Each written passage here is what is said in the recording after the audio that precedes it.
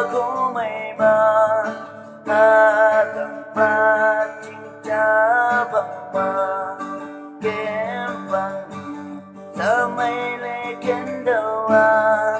kam dần chắc là cả chỉ đầy lên hadang pa đông nan trong ba rằng cinta kem ta nhau tan ra ta pada itu kami mungkin le asam pun makin baik dong baik baik sehut minum sampai sebaik makin baik langsung kem Nam Đô la Youth Foundation là vậy mà sáng qua ta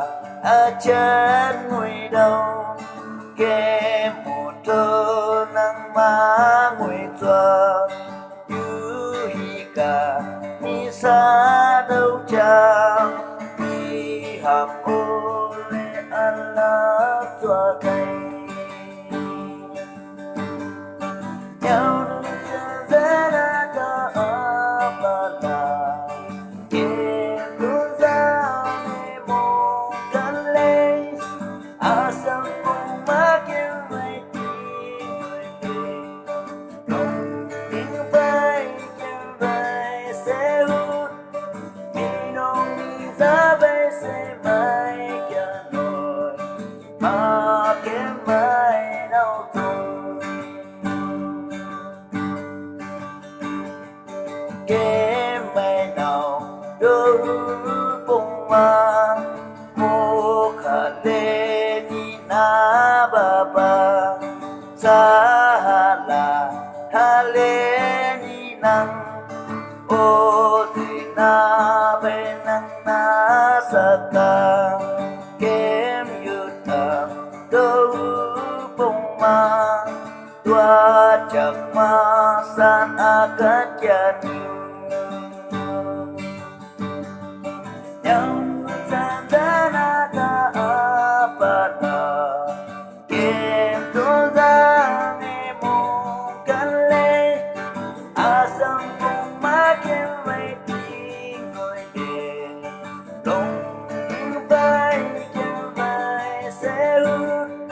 minum sampai sebaik rồi makin baik đau thương adili kya gospel is for ma nang ma gospel te cha giang lang sai asen mai tu bay bôi anai kya bay khen hay anina e tua ko chu nang ta song e la kya ang man chang ha dang pa e pa kya mu he man dang man ke a chua ka nhau nu chan ra na ta pada kem to ra me mo kan le asam pun makin baik ngồi dong baik sehut minum sampai sebaik rồi makin baik đau thương